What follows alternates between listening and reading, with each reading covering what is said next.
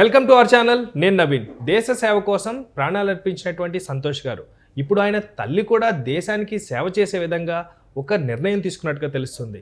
ప్రస్తుతం ఆ అంశం పైన మనతో మాట్లాడడానికి సీనియర్ లిస్ట్ శ్రవణ్ గారు ఉన్నారు. సార్తో మాట్లాడే విషయాలు ఏంటో తెలుసుకుందాం. నమస్తే అండి. నమస్తే అండి. దేశ సేవ కోసం ప్రాణాలు అర్పించినటువంటి సంతోష్ గారు అమరవీరుడు. అయితే ఇప్పుడు ఆయన తల్లి కూడా ఒక నిర్ణయం తీసుకున్నట్టుగా, అది కూడా సేవ చేసే విధంగా ఒక నిర్ణయం అన్నట్టుగా తెలుస్తుంది.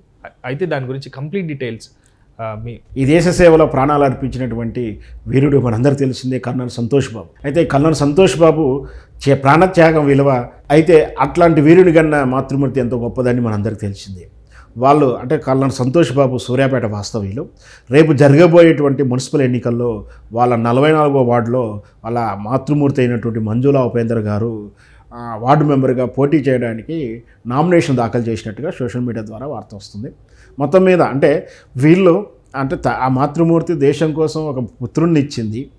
తను కూడా ఈ వయసులో కూడా ఆ వార్డుల్లో ప్రజలకు సేవ చేయాలని, ఆ సమస్యల పరిష్కారం కావాలంటూ ఆమె కూడా ముందుకుండి ఎన్నికల్లో పోటీ చేస్తూ ఉంది. దీంతో ఒక్కసారిగా సూర్యాపేట ఎన్నికలు లేదా సూర్యాపేట 44వ వార్డు అనేది బాగా చర్చానీయాంశమైంది.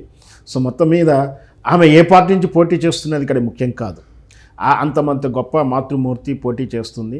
ఆమెను గెలిపించుకోవాల్సిన బాధ్యత మన మీద. ఎందుకంటే మనందరినీ రక్షించుకోవాల్సిన బాధ్యత ఆయన భుజాల మీద వేసుకొని ప్రాణాలని తృణప్రాయంగా వదిలేటువంటి ఆ వీరుని తల్లిని గెలిపించడంలో పార్టీలు అతీతంగా గెలిపిస్తే బాగుంటుందని సూర్యాపేటలో ప్రజలు అనుకుంటున్నారు.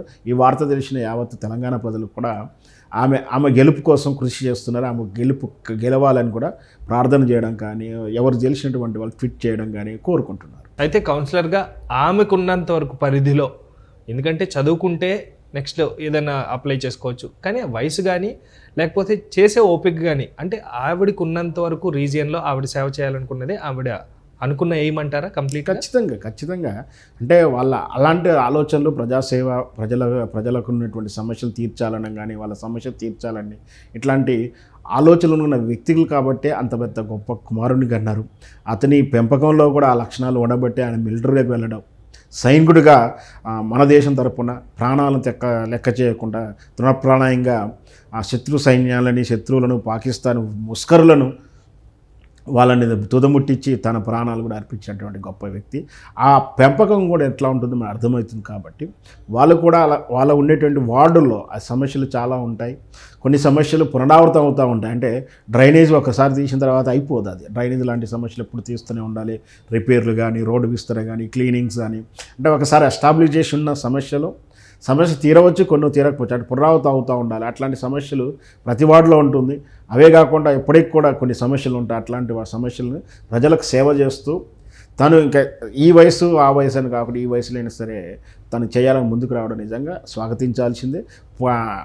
మున్సిపాలిటీ, సూర్యాపేట మున్సిపాలిటీ అందరూ కూడా ఆ వార్డు ప్రత్యేకతను తెలియజేస్తుంది. అందరూ కూడా ఆమె గెలవాలని కోరుకుంటున్నారు.